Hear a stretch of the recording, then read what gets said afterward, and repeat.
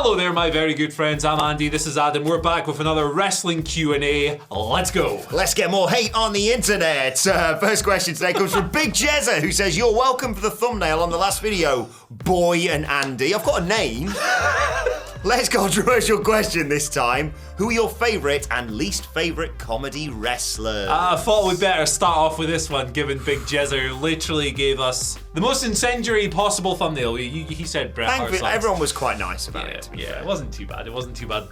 Favourite and least favourite comedy wrestlers, right? My favourite comedy wrestler of all time, aside from the giant panda, who doesn't count. It's not a real wrestler, it's a panda. Toru Yano.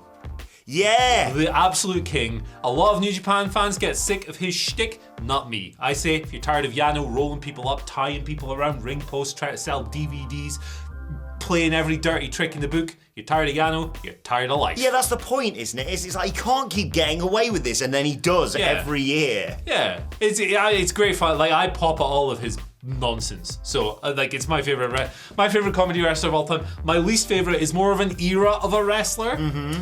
Do you remember when the Good Brothers and AJ Styles were feuding with the New Day, and they were doctors in lab coats that had a testicle in a jar that they purported... Dana Brooke a nurse for them briefly? She was a statistician, I was going to say, but that was Titus Worldwide. She had a number of different roles. That was the drizzling poops. So yeah, that's my least favourite. Can I have Santino and Santina Marella for each? That's a great answer.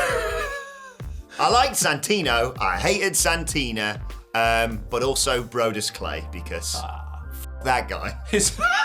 We're not even a minute in. We probably are. Yeah, history has informed that. I mean, he's gone on to do some great things. It's just, you know. To be fair, he's an even better comedy wrestler today than he was back then, isn't he, old Tyrus? So, I think it's a fair entry. Who's going to argue with that? Yeah. R-Truth's good. Do you know, I should say Orange Cassidy for one of my favourites, because, he was the last glimmer of hope I had before the start of the pandemic when he had that match with Pac at Revolution. And the fact he's still, he's tweaked it obviously now, but, I mean, fair play for that run that he's had as international champion. Yeah, and I think it's not so broad. I mean, it is broad, obviously, but it's not so, for the kids, say, R-Truth was. Oh, what are you bloody doing pulling out a ladder in a rumble or whatever? But I don't mind it. It's just cheer up. I also really like Colt Cabana's Superman pin. Way! That takes a lot of coordination as well. Somehow not flying past the person when he pins them. I think most comedy wrestlers... They deserve more credit, don't they? They really do, because the way they work their shtick into pro wrestling, I'm in awe of anyone who has an outlandish gimmick that just doesn't kill psychology dead. Orange Cassidy's the best of that. He's the man. Fire over to my question here, and this is where we start getting spicy. It begins. This one is probably a thumbnail in this as well, actually. Yukinari 1234 says, "Hello, gents. We all have our personal biases within wrestling. Oh boy. Especially based, it gets better. Especially based on when we started watching. I started during the Spinner Belt and WWE ECW era. Because of this, I actually liked the Spinner Belt for a while and hated the big logo belt when it was replaced. Do you have any examples of this yourself?" So I guess just personal biases. What have we got? The Rock's better than Stone Cold. Oh, yeah. I grew up when The Rock was front and centre. I think I just got into WWF, and I was like, well, I don't know who that guy is, but he's literally my hero. He's my favourite wrestler of all time, and I believe Stone Cold didn't put anyone over on the way out. So The Rock is a better wrestler for me, and more important. Maybe not more important. Fair enough. Stone Cold did literally have one of the most important feuds in WWF history. Yeah. But I prefer The Rock. Having said that, it was quite nice to see Stone Cold wrestle in Texas. Yes, it was. I mean, I watched it on TV, but, I was there digitally. In spirit. I think everyone has biases, right? And I think it's really foolish when people go, I'm not biased, blah, blah, blah, blah, blah. It's like, nah, you are. You like some things more than others, and that informs your criticism and your takes on pro wrestling. So I think it's actually quite fun to acknowledge these things. Yeah. And I think it's really cool that our question friend here, loves the spinner belt. Hell yeah. I find it so weird when people come to talk to me about wrestling and are like, God, I remember growing up and the big feud when I was 8 years old was John Cena and Randy Orton. I was like, sorry, what? Yeah. I feel like everyone came into wrestling young. around the same time as I did, but obviously, yes, some people came in when the Nexus were running roughshod or whatever it may be. Yeah. I quite like the Nexus. Absolutely. They should have done more with them. That's not really a hot take, to be perfectly honest. Personal biases for me, Undisputed Era, when they got started, I just found them really irritating, like really nerdy. And then I kind of figured out that was the point. You're not really supposed to think they're cool. They're kind of jocks who think they're cool. Yeah. So for a while, I was like, I hate these guys. Get them off my TV, even when the matches were banging. That's one for me. Current era NXT, I have a deep-rooted bias against. That's why I don't review it, because it wouldn't be fair. But hey, it's okay to have your own opinions, and you can have your own opinions down there in the comment section. Have it out with people. But hey, be nice about it. Yeah, be respectful. What are you biased against? What are you biased towards? Let us know.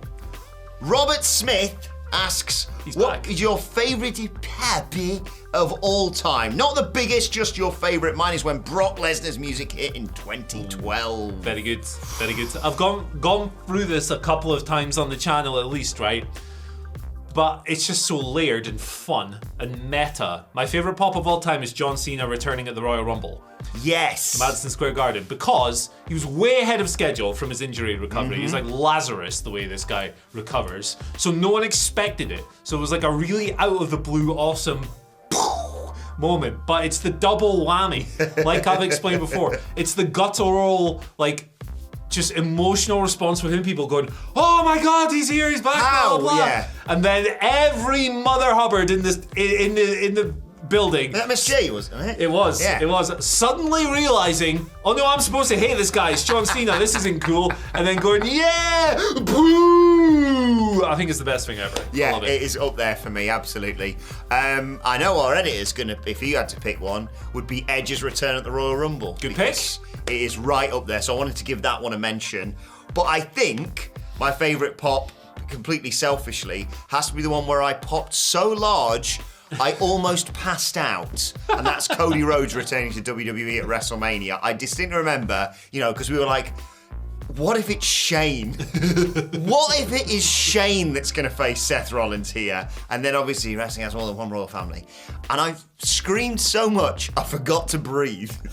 I was like, ah! I nearly fell into Phil Chambers, basically. So I loved that, but there's far too many to choose from for that. Yeah. On a completely, again, subjective one, the Iconics winning the tag titles at WrestleMania 35. We were all there, sat together, and I just thought, sorry, that's just my fantasy book. It's like Tony D'Angelo becoming WWE champion right now, for example. I was like, in my head, yes, but that's never going to happen because you've got Bayley and Sasha Banks in there, and yet, no, the Iconics were legal, and it was just the best night that. It was a really long night, but three of my favourite results, and perhaps Kofi as well. Kofi winning the world title, that same show. 35 was great. It was just really, really long. I reckon if you trimmed maybe a third of the matches off of it, Oh, all-timer Mania. First Mania for me, so it was always going to be goated. Yeah, it's my first one as well. Yeah. Live there in the flesh. So there you go. Right, let's get on Leaving to that WrestleMania, not so much. Yeah.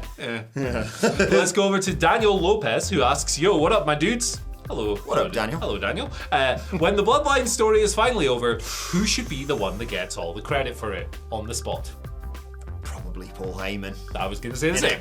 Yep. Like I want to give a nod to Roman Reigns and the Usos, and obviously Sami Zayn should deserve some of the credit for all this, and Papa H, because let's not forget Vince? He's cooking. No, never get any credit to that old git.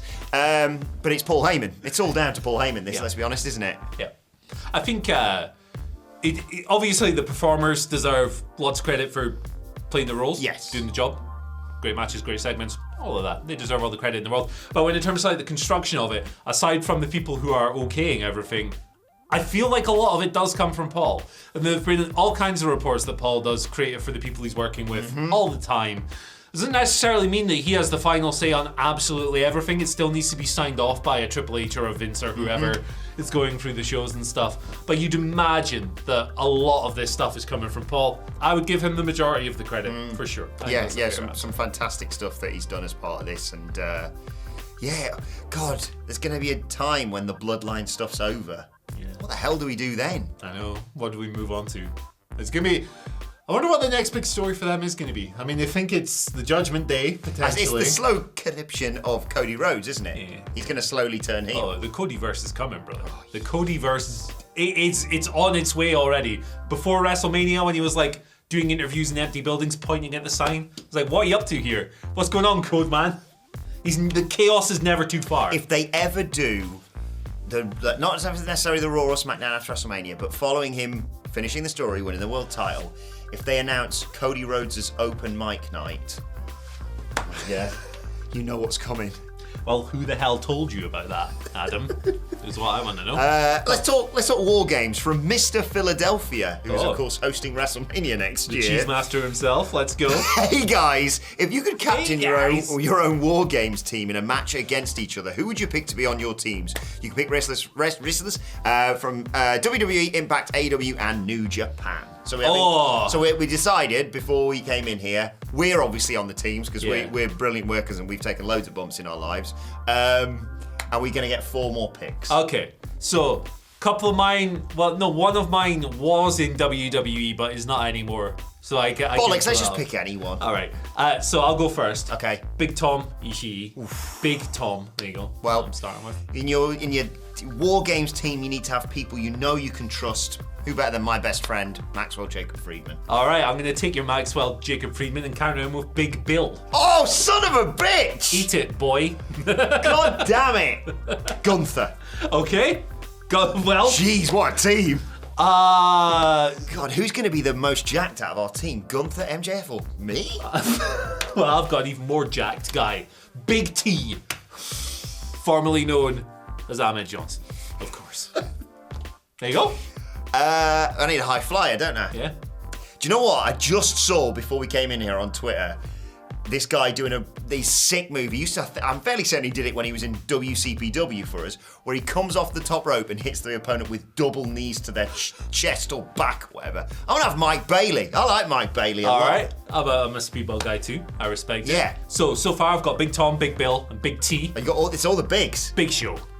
Eat it. The big boys. Andy's big team. The big boys. There we go. Right. Big bloody team. So I have right now me, MJF, Gunther, and Mike Bailey. Who on earth do I have for my 5th? I can't just cheat and have like Brock. Yeah. That's just bollocks. I think we need someone a wild card. That's what I need in there. Enzo Amore. I mean, my big boys are going to use him as a toothpick. Especially Big Bill. Yeah, there you go. Oh. How'd you beat Big Bill? You get Enzo Amore in. Who be in your War Games team to take on ours? Let us know in the comments. And if you want more mania like this, we're going to do these more often. Yeah, Subscribe, I like these. Hit the notification button. We love you. We appreciate you. Thank you very much. Yeah, let's move on to the next question. I've done that one. This one comes from 1983 J Cheat. And if you didn't think we were giving you spicy enough answers up to this point, here we go! Why do you think some fans believe Tony Khan is a better booker than Vince McMahon? What does AEW allegedly do better than WWE besides longer matches? Now, I'm going to take this question at face value in terms of he's not asked why we think some people think AEW is better than WWE now. He said, why is Vince's WWE not as good as Tony's AEW? Yeah. I think it's a different question today than if you're asking me about that. But if you're asking me about that, give fans satisfactory finishes. Like, we've just had the conversation about LA Knight, right? Which is coming from the fact that Vince is like, I just don't get it. And then we've only just reported, I think at the start of this week, that he's gone, hey, that LA Knight seems to be quite popular, despite the fact he was one of the most over guys on WrestleMania weekend this year. Yeah. And just less bollocks. You may not like the blood or the freedom that some of the wrestlers have, but my God, how many times have you wanted to just put your foot through the telly watching AEW?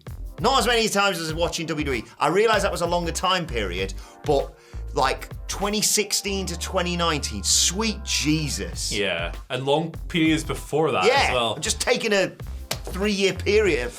For me, I think the most simple answer to this question, why do some people think Tony Khan is a better booker than Vince McMahon? To me, really simple.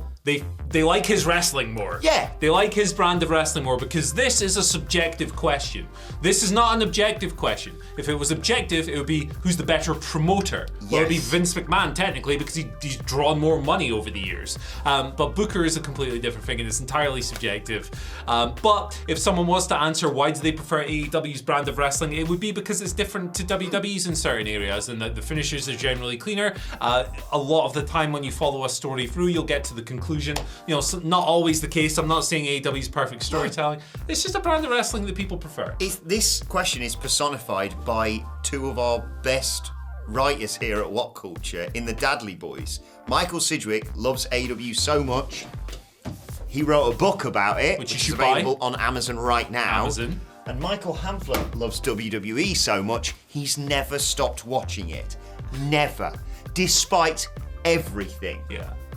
If you want more of that sort of thing, by the way, What Culture Wrestling Podcast, they go out on a daily basis, and I just sit there and eat some popcorn. Yeah, well, the other two swear and Yeah. that stuff. It's a great time. Maniac Jordan writes, what is your favourite wrestling match ever? Woo! Big question here. We actually did a Talking Heads, We Chatting did. Faces type thing on this very subject. So if you want to see the whole team's answers, you can check that out afterwards. Mine is 10 years old this year, actually. Wow. It's old enough to have its 10th birthday. Maybe not a match everyone has seen, but it's my favorite. So it's Tomohiro Ishii versus Katsuyori Shibata from the 2013 G1 Climax. It's 12 minutes long. It's absolutely perfect. It encompasses everything I love about pro wrestling. It's aggressive, it's fast, it's fierce. There's no fanning around. There's no waiting and holds. There's no running down the clock. It's all action all the time. Punch you in the face, get in, get out. Pro wrestling is perfect. It's the best Is that match ever. before or after he had his brain removed? I'll just phone Krang and ask him. He'll know. He took it out, washed it in a washing up bowl, popped it back in, and look at him That's what you now. need. Brain surgery's easy. Just give it a scrub. Tomohiro Ishii, I always tell this story when I talk about him. He's the stone pitbull, isn't he? Yeah. Go make a squeaky noise. There we go. Sorry. He's the stone pitbull, and I was security for him when he was in WCPW. Imagine that. Imagine A, someone trying to start something with him, and B, me being like, I'll handle this. Yeah. Don't worry, cleaner, I got this. Cleaner, I got this. Cole Gargano, Takeover New York, 2 out of 3 falls. We were there. It was awesome. I distinctly remember afterwards, I was going to meet you outside the Barclays Center, and I was so excited. I ran across a road without looking. Don't do that, kids, by the way. And I ran to say, like, I didn't say flipping. How flipping good was that match? But you saw me coming. Michael Sidgwick did not, and I terrified him. So much so that we didn't have a conversation about the match music. He was like, why did you do that? But I love it. It hasn't been the same since. Yeah, I think it's that time of year again where I have to go back and watch it. Yeah. It is just awesome. You gotta do it. Go to bat for your favorite matches. Yeah. It's fun. LBW. Next question today comes from Shay Braven, who asks that now that we are we're going back to the pandemic, brother. Now Please, God, no. Now that we are far removed from the darkest time of no crowd shows, what is the moment that would have gotten a huge pop that you are most sad we missed out on? For me, it's Becky telling Asuka that she is now the champion because she's going off to be a mom. Yeah, that was lovely. Although, in a weird way, I'm not going to go whole. I missed the pandemic actually because Bayley could put her faces on the screen in the Thunderdome. Just hearing Asuka's not amplified, just in the moment reaction. They're like, like it was just a little unbelievable. Was lovely. Yeah, that would have been great, and there'd have been chants and what have you. It's fairly obvious, but it's Drew McIntyre winning a world title. Fair. Poor bastard. Yeah. That'd have been great. And I thought, don't worry, they're going to do it at 37. Yeah, and then he lost. And then he lost after having. Was that the one where they had to sort of kill half an hour because it was pouring it down? I don't recall. Joe's in his little poncho. Yeah, me and Adam Nicholas did the stream for the first night of that, and No, it it was can't be 36. No, it might have been 37. an hour and a half of us commentating on a rainstorm. That It was was something it. else. Go over to the other company in America. Sting's debut. It was already really special. Like, I really love the way they did it in the empty, pseudo-empty, whatever. Yeah, like 20 people. Yeah, there, 20 people around ringside or whatever. And like the way they did it was really cool with the snow coming down, and it felt big, it felt magic, but I can only imagine how much more special that would have felt in a packed out arena. Yeah. And he's had a great run since. Tony Schiavone was great on the call there, but it would be nicer to be barely able to hear him. Yeah, absolutely. Like screaming himself hoarse. Oh, cool. This final question is going to get me murdered if I ever meet this wrestler. JC Manable, I'd like to interview him as well. JC Manable writes, how do you make Lance Archer a draw? Why have you done that for me, JC? Yeah, mate? he's going to eat I'll tell you alive. what, I think he can be a draw because I think he's been shown to be a brilliant, just killer in AEW. I'll tell you how you make him a draw. Have him actually win a few feuds. Like, Yes. he was always built up. Yes. He'd hoist some loser through a plate glass window on his way to the ring. And then once he got the big one, aside from the time he won that US title match against Jon Moxley, the IWGP, how many times did he actually win the big one? This is it. Like, he's the guy that AEW used as like a monster to slay at the end of a feud. Yeah, or like the first person as a title defense or whatever. Yeah. Like the male Nyla Rose of the world title scene. 100% that. And the thing is, right, he's really good at that, but he could be more. Yeah. I love Lance Archer. I got a hot take. Maybe it's not a hot take. Lance Archer is the best squash match wrestler of all time. That's my hot take. He is pantheon tier at killing jobbers. Like, just dragging people out from the back, launching them around as if they're weightless. It helps that he's massive, it helps that he's scary, and it helps that all of his moves are really cool. Yeah. But I think he's the best squash wrestler of all time. He's up there. Do that for a while, do what you've just said, and have him actually win a few feuds. But also, the way to book a monster in this day and age, because not everyone can just win 400 matches in a row, right? The way to book a monster is the Miro blueprint. It's to give them a weakness that opponents can attack, and therefore they have a believable reason to lose every now and then, although Lance should really lose like 1 out of 50 matches, really. It kind of keeps them protected in a way, and it also tells the story of the match. With Miro, during his first run, he has a bad neck. People can target that. Opportunistic wrestlers, even to like people lower on the card like Fuego del Sol, can get openings by attacking the weakness. Achilles heel. That's how you do it. I don't know what you would do with Lance. I know he's had like back problems in the past, so maybe his back is the thing you target. Yeah, you forget how old he is. He has been through the wars as well. Yeah. He has had several major surgeries, so for him to be able to still do like walk along the ropes and do flips and stuff, Yeah. insane. I love Lance Archer. He's not going to kill us after this, is he? No, Lance can make him dance, in our opinion. And our final question of the day comes from an old friend of the channel, a long-time contributor, Rahul V. Krishnan. Shout cheers, out. Rahul. Hello, gentlemen. If pro wrestling had a transfer window similar to football, soccer, brackets, between promotions, which current wrestlers do you think would be? And we've got 4 here, so we'll do them relatively quick. Yeah. The most expensive transfer. Who's Kylian Mbappe going to Saudi Arabia? MJF. MJF's getting the big payday, baby. I was going to say Roman Reigns. Because that man, he brings the numbers, he brings the ratings, he brings the interest. Yeah, but he's going to be like when Michael Jordan went, I'm going to play baseball. He's going to Hollywood, baby. You reckon? Then he's going to come back for a slightly deflating comeback tour. And then he's going to buy the Washington Wizards or whatever he did. Yes. I like it. Question number 2. Who would Tony Khan and Triple H's first signings for their respective promotions? So this bit of the question confused me. So can you just poach anyone from either roster? Yeah, let's make it more interesting. Yeah, got to be. But they have to want to go, obviously. Yeah, got to be from the other side. Yeah. Starks for Triple H. He feels like a Triple H kind of guy. Like he loves, your Garganos, your Coles over the years in NXT. I think Starks. I'm glad that what they've done with Starks very recently because he's a gorgeous prick. That's the best role for him. Triple H, I think, is going for Adam Cole first. He come loves on, Adam Cole. He'd love to have him back. I suppose if MJF's going as well, he's going to go with his mate. So who's TK Tony going for? Ooh, that's a question. Yeah. Looking at the roster, AJ Styles. Yeah. Not that AJ Styles is like the greatest wrestler in the world now. He's still really good. Don't get me wrong, but like Tony likes like history, legacy. All of that, like he's a wrestling nerd. He's an old internet message board guy. Tony Khan 100% has videotapes of AJ Styles wrestling in NWA Wild Side. That's a great point. Yeah. That's a really good point. He's got AJ versus I don't know. He's got the set then, hasn't he? He's got Daniels, he's got Sting, he's got Joe. Bring him home. That's a great... I was going to say Bailey, but he's not going for a female wrestler, is he? You'd have to book more than one match a week. A couple more. Most shocking transfer. Bray Wyatt to AEW, why not? Ooh. His name's Wyndham, so it's like Barry Wyndham. There you go. Sami Zayn. Ooh, that'd be fun. Like, he's done great things, and he's always struck me as someone who knows to like go out on, not go out, but to do the right thing on when you're on top. Like, don't wait until people get bored of it. It's a shock. Like, he's done what? Yeah. Brock. Tony. He goes where the money is. He would love to have Brock. 100%. Jesus. Last Brock one. versus Orange Cassidy. Yes, Boom. please. There you go.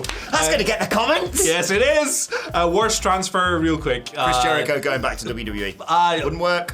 Davey Boy Smith Jr. going to WWE last year. There you go. They signed him, they didn't use him, and then they got released. So objectively, that's the worst transfer. And Kenny Omega to WWE. They just wouldn't work. It just wouldn't work. And Danhausen would not work in WWE. No. They would murder that boy. Who would AEW?